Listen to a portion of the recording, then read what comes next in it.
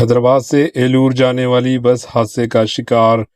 تلنگانہ کے دارالحکومت شہر حیدرآباد سے آندھرا پردیش کے ایلور جانے والی پرائیویٹ ٹریولز کی بس سوریا پیٹ کے کوداڑ بائی پاس پر قومی شاہراہ 652 پر آج صبح ایک لاری کو پیچھے سے ٹکر مار دی، جس کے نتیجے میں 16 مسافر زخمی ہو گئے۔ حادثے کی وجہ ڈرائیور کی نیند بتائی جا رہی ہے۔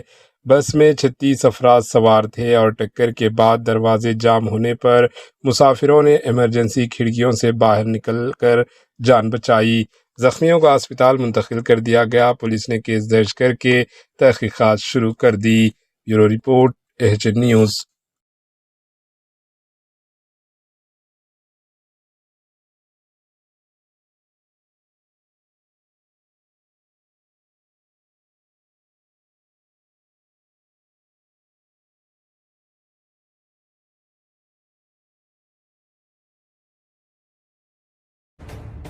AHN نیوز کے یوٹیوب چینل کو سبسکرائب کریں اور بیل آئیکن کو دبانا نہ بھولیں تاکہ آپ کو ہر نئی آنے والی ویڈیو کا نوٹیفیکیشن بر وقت مل سکے۔